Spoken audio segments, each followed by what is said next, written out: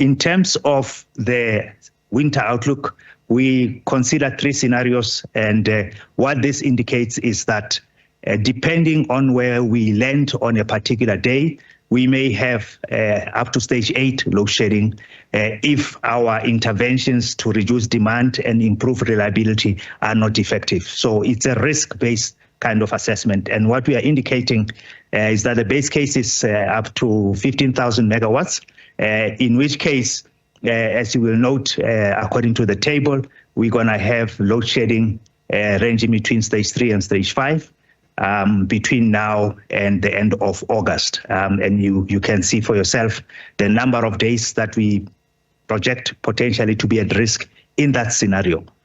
What I think we also need to appreciate is that in reality, this is not static. It is very dynamic, and we move between scenarios during the course of the day. So this is really just a highly simplified view of what may happen. If we go up to 18,000 megawatts of breakdowns, there is a likelihood that we would be at stage 7 load shedding and potentially even stage 8, especially when you go into July and August when demand is higher. So this is going to be a very difficult winter, and hence our plea to customers to reduce as far as they can, to use only what they need. And this goes to households, businesses, industry, and so on, because we are in a difficult space and we really need all of us to make efforts to contribute. There are various risks that apply during this period, and I think we just need to remind ourselves of this. Firstly, the reason for the load shedding, I trust, is now well understood, that we are doing this to maintain stability of the power system, to ensure that supply and demand remain in balance at all times. It's a very painful thing to do, but it's very necessary to avoid something even worse, which is a blackout. The tightness of the winter outlook, I think we've discussed already. What that also does is, if we have delays in returning units to service, there's a knock-on impact because we don't really have spare capacity on the network to move outages around. So we really operating under very pressurized conditions to make sure that we do what we can to do the maintenance, return units on time, and avoid a knock-on impact that will put us again on a backlog.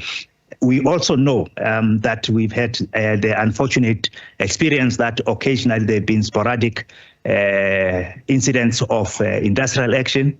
We are an essential service and we are not allowed to strike as Eskom employees, but there have been incidents, as I think you are aware of, that has happened. We have not catered for that in this plan. So we are obviously working closely with our organized labor colleagues and employees to say, let us be disciplined and maintain the system stability, even as other matters are being discussed between management and organized labor. I've already spoken about the variance in the breakdowns that can go between up to 4,000 megawatts overall, and that is something that presents a challenge in from a point that this is not all predictable.